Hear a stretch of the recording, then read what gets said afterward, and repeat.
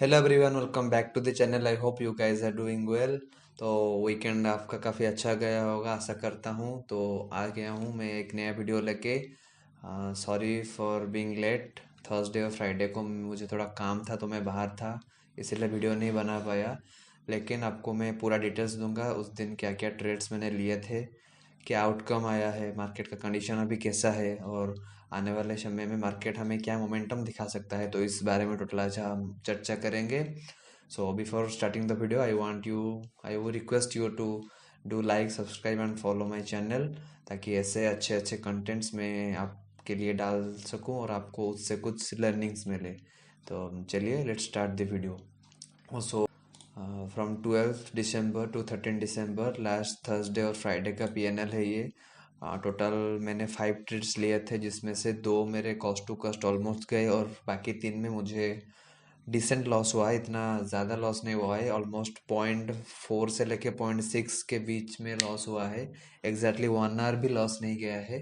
तो इस 5 ट्रेड्स के पीछे लॉजिक क्या था, पहले हम वो समझेंगे। पहले हम देखेंगे तो मोतीलाल ओसवाल में ये क्या है ना, ये एक बीसीपी काइंड ऑफ स्ट्रक्चर बना रहा था, लेकिन इसमें गलती मैंने क्या किया, मुझे यहाँ पे थोड़ा और टाइट कंसोलिडेशन के लिए वेट करना था। मेरा एंट्री था लगभग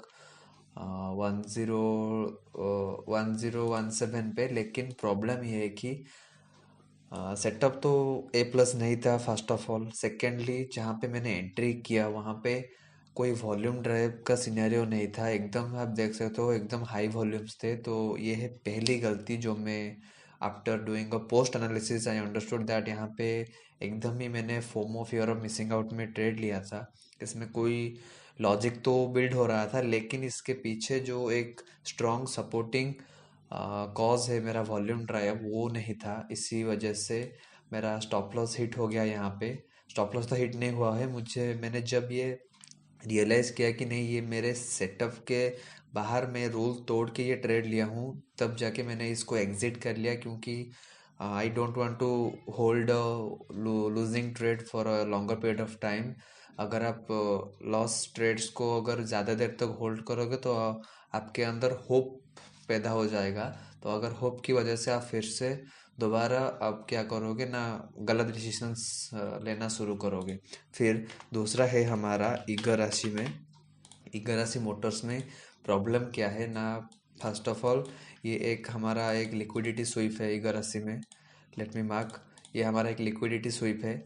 ओके, लिक्विडिटी स्वीप करने के बाद प्राइस अपने प्रीवियस ऑर्डर ब्लॉक को आके टच किया है, जो कि ये अभी फिलहाल मैं मार्क करके रखा हूँ। I am planning to take this trade on Monday. फिलहाल तो मैं पूरे सेक्टर को एनालिस करूंगा, फिर जाके देखूंगा कि अच्छे ट्रेड्स बनेंगे या फिर नहीं। सिर्फ स्टॉक अच्छा सेटअप देने से नहीं होगा, पूरे सेक्टर को अगर स्टॉक को मूव करना है तो पूरे सेक्टर को मूव करना पड़ेगा, तब जाके हमें एक डिसेंट प्रॉफिट मिलेगा।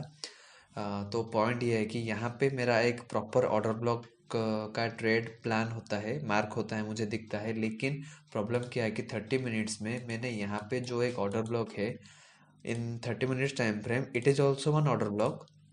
बट द पॉइंट इज, अगर आप समझो मैं क्या करता हूँ ना, let me mark this area.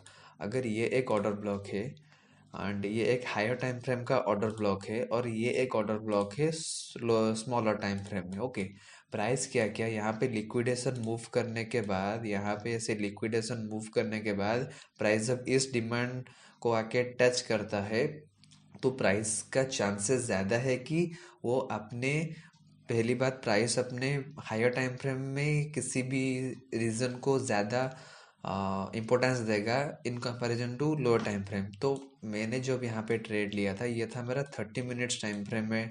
मैंने जो सेटअप फाइंड आउट किया था वहाँ पे लिया था, लेकिन मैं बड़े टाइम फ्रेम में नहीं देखा था कि उसके नीचे ही एक और ऑर्डर ब्लॉक है जो ज़्यादा इम्पोर्टेंट है।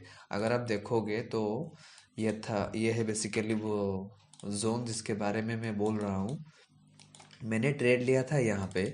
ओके, जब मैंने यहाँ पे ट्रेड लिया था, मैंने बड़े टाइम फ्रेम में नहीं देखा था कि उसके जस्ट नीचे ही एक और ऑर्डर ब्लॉक है जो हायर टाइम फ्रेम में है और जिसका इम्पोर्टेंस ज़्यादा है। अगर आप देखोगे यहाँ पे प्राइस ने एक शॉर्ट पीरियड ऑफ टाइम के लिए रिएक्ट किया था, लेकिन उसके बाद प्राइस ने उसको ब्रेक डाउन करके अपने जो डेली टाइम फ्रेम में जो ऑर्डर ब्लॉक बना है वहां से एकदम ही बुलिश रिएक्ट करने लगा। So this one was another mistake which I did. So क्या ही बोल सकते हैं, कभी कभी हो जाता है। हमें as a trader we need to be more conscious, और हमें अपने रूल्स को फॉलो करना पड़ता है। और बिना रूल्स के तो यहाँ पे ट्रेडिंग में कुछ नहीं होगा। तो जब मैंने ये बात रियलाइज़ किया तब भी मैंने क्या किया ना, इस ट्रेड को मैंने तुरंत ही एग्जिट मार लिया। मैंने 1 आवर तक जाने का वेट ही नहीं किया, मैं उससे पहले एग्जिट ले लिया इस ट्रेड में। और दूसरा ट्रेड है हमारा मैनकाइंड में। मैनकाइंड में मैंने कोई रूल्स वगैरह नहीं तोड़ा है। मैंने जस्ट जो मेरा सेटअप था, जो मेरा एनालिसिस बोल रहा था, मैंने उसी तरह से ट्रेड किया है।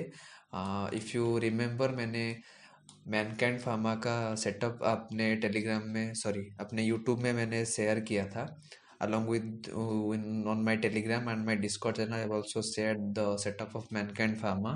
ओके, तो मैनकाइंड फार्मा में मैंने अगर इन 2 दिनों में कुछ अच्छा किया है तो एट इज मैंने अपने जो रूल्स और रेगुलेशंस को, जो मैं ध्यान में रख के ट्रेड करता हूँ, मैंने उस सबको फॉलो किया है in Mankind Pharma. as we have discussed that in mankind pharma there is a good volume contraction pattern along with sideways action in the market, and after breaking the pivot high of the zone I have entered in the stock, and I was at most at 0.8 0.7 to 0.8 are का profit maximum मुझे था। लेकिन जब मैं 0.5 are का profit मैंने cross किया था तब मेरा स्टॉप लॉस आ गया था 1 आवर से -0.5 तक, that is to this area 2609। Okay, let me show you in the smaller time frame. यहाँ पे 2609 पे मेरा स्टॉप लॉस था। जब प्राइस यहाँ पे आके टच किया था तब जाके मैंने अपने स्टॉप लॉस को आधा कर लिया था। जितना मेरा 1 आवर का रिस्क में लिया था इस ट्रेड में, उसे मैं रिड्यूस करके -0.5 पर में आके रख दिया था। ओके, नाउ अगर मार्केट थोड़ा सा बुलिश भी रहता तो मुझे इस ट्रेड में अच्छा खासा प्रॉफिट होता। लेकिन अगर आप देखोगे तो प्राइस ने एग्जैक्टली मेरे इस जोन को टच नहीं किया है, जस्ट थोड़ा सा ऊपर आके इस ये घूम गया है। तो फिलहाल आई विश कि अगर मैं इसे होल्ड करता तो आज मुझे कुछ नहीं, I was at cost to cost में सीटीसी पे होता। लेकिन मैंने उस दिन एग्जिट क्यों किया, क्योंकि निफ्टी में अगर देखोगे, निफ्टी में उस दिन जो वोलेटिलिटी आया था, एक्सक्यूज मी, निफ्टी में जब वो वोलेटिलिटी आया था उस दिन फ्राइडे को, ये है मेरा चेंज ऑफ कैरेक्टर का एरिया, जहाँ पे अगर आप देखोगे तो प्राइस ने एकदम ही तोड़ दिया था। ओके, जब यहाँ पे मार्केट ड्रास्टिकली फॉल करने लगा था तो डेली टाइम फ्रेम में मेरा ये जोन है कि मार्केट यहाँ तक तो आके टच करके जाएगा। ओके, तो I was expecting the market to do something structure like this and then bounce back. But उस दिन कुछ ज़्यादा ही वोलाटाइल था मार्केट। मार्केट ने एकदम ही उस जोन को टच करके फिर रिवर्स हो गया और एकदम ही उल्टे डायरेक्शन में जाने लगा। That is I was talking about this market. यहाँ पे देखो, पहले 1 घंटा या 1.5 घंटा बहुत ही वोलाटाइल था, लेकिन उसके बाद से 10:30 या 11 बजे, 11 बजने के बाद से, नहीं हाँ 11, after 11 the market started to move drastically up. तो ये जो पोजीशंस आप देख रहे हो मैनकाइंड में, जो सेटअप में ट्रेड लिया था, ये देखो जब मार्केट ड्रास्टिकली गिरने लगा और पहले 15 मिनट का ये जो कैंडल है, this candle was quite concerning. ये तो मेरे हिसाब से तो एक अच्छा कैंडल नहीं है। अगर if you are holding winning trade and you want a trade to go up, then this type of candle against you forming in the markets are not good I think। so उसी वजह से मैंने exit ले लिया यहाँ पे। तो कोई बात नहीं, ये जस्ट एक सिंपल था। हर दिन तो दिवाली नहीं होती है, हमें कभी कभी अपने नई गलती से सीखना पड़ता है। I know that I have made some mistake and this mistake I promise myself that I will not repeat it again for twice और thrice, one time। Learn to make new mistake, don't repeat your same mistake again and again। so this was the totally Thursday और Friday का scenario था।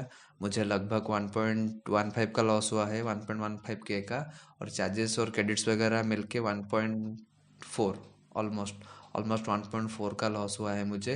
अगर हम देखेंगे तो इस weekend हमारा कितना क्या गया है, अगर हम देखेंगे तो इस वीकेंड में हमें कुछ नहीं ज़्यादा, बस कॉस्ट टू कॉस्ट ही है अपन, ज़्यादा कुछ लॉस नहीं हुआ है, बस थोड़ा सा ही प्रॉफिट है, माइनर सा। दैट इज़ 3 दिन लॉसेस थे और एक दिन के प्रॉफिट में सारे का सारा मैनेज हो गया है। तो प्रॉफिट तो है 600 रुपये का, लेकिन चार्जेस वगैरह कट के ये आ गया है 180 पे। So this weekend was quite एकदम ठीक ठाक था, ज़्यादा कुछ अप्स एंड डाउन्स नहीं थे। So that's all for today's video. I hope कि ये वीडियो आपको अच्छा लगा हो, कुछ नया लर्निंग सीखने को मिला हो। तो ऐसे ही चैनल में जुड़े रहिए, बनते रहिए, आगे मैं वीडियोस डालता रहूँगा। तब तक के लिए goodbye, thank you and have a nice day.